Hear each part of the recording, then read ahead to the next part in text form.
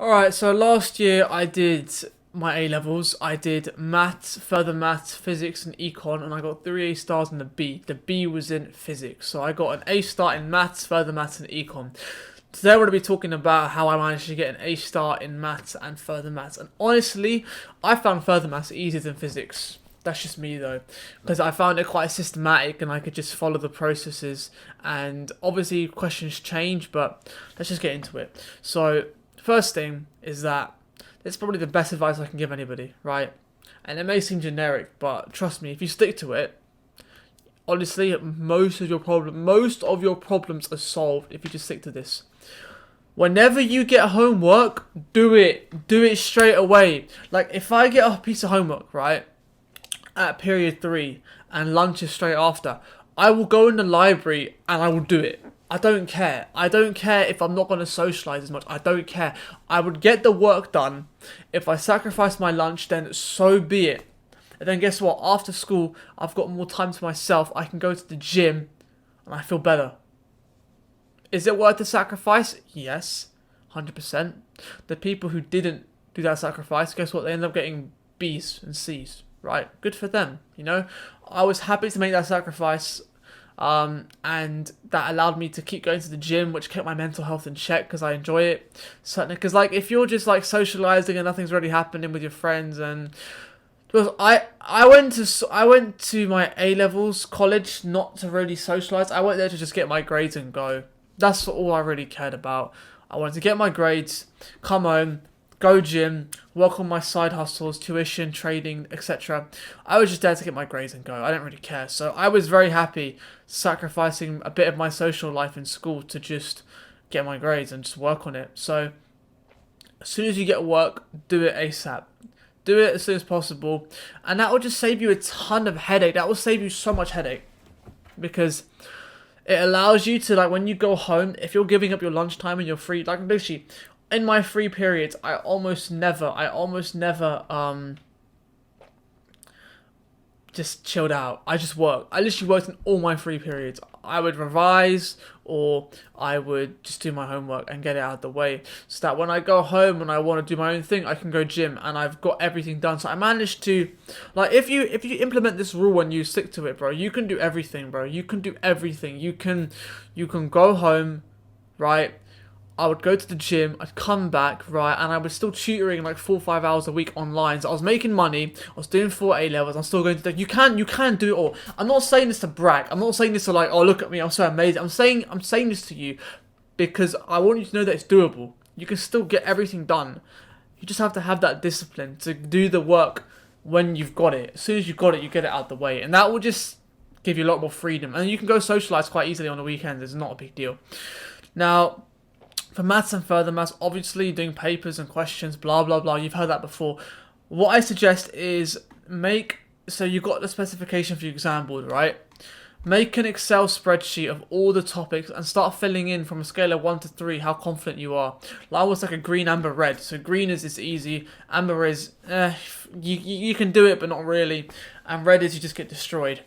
This way you manage to just get through everything real quick. You don't need to waste time going through topics that you know you don't really need to work on, but you do it anyway because you're like, I need to revise, but what do I revise? This is what tells you to revise. This is what tells you exactly what you should be revising.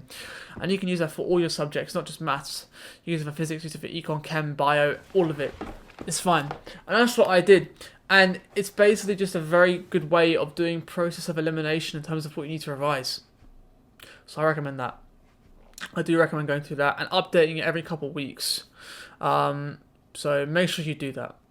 Now, when it comes to the actual grades, what's interesting, right, is if you're in year 12 watching this, right, what matters more is your predicted grade, really, not actually what you get. Bro, if you just suck up to the teachers in year 12, you get on their good side, you do the work, bro, get yourself your 3A stars predicted grades or just whatever's high enough for you. Bro, that's all that matters, bro, because the offer is always lower than the predicted grades. Like, I applied to UCL with 3A stars and an A, right? And I didn't get in. So, I tried to really max out my predictive. So let me tell you quickly what I applied to. So I applied to Cambridge, LSC, and Econ. Sorry, what? Cambridge, LSC, UCL, King's, and Queen Mary's, and I got rejected from Cambridge, LSE, and UCL. They all rejected me. Don't know why. Well, Cambridge, I just wasn't good enough. I didn't want to go there anyway, really. So, because I knew the workload would be too much for me. I didn't want to. Honestly, I kind of don't want to go uni, but I made a different video about that. Anyway, let's just go back to the point of the video. So, for maths, bro, do the work when you get it. That'll save you most of the hassle. Do the spreadsheet as I said. Rinse papers, bro. Like, when you think you've done enough papers, do some more. I know this isn't the sexy advice you wanted to hear, but at least if you buy the graphical calculator, right, the big one. Do I have it on me? I think I have it right here. The graphical calculator. You know what I'm talking about? The big one, the massive calculator that is literally ginormous. It's probably big. You can do graphs on it and stuff. Buy that calculator, 100%. It will just save you a load of hassle. And for further maths, it's the same thing, bro. Like maths isn't hard. Like, bro, I want to lean back a little bit. You know what I'm saying? I want to lean back. All right, bro. Maths is not difficult, okay? Like, it's not a hard subject. You just have to bang it out. You just have to do so much. You have to do an unholy amount of questions, and then you'll get what you want. Then you'll get the answers you want. Then you'll get the grades you want. But it is an unholy amount of questions. That's what I did. I just did work, and then when I had done enough work, I would do more work. That's not what you want to hear. You want to hear the one magic trick to get your grade. Well, sorry, bro. Click off the video. I don't care. Because there isn't. There isn't, unfortunately.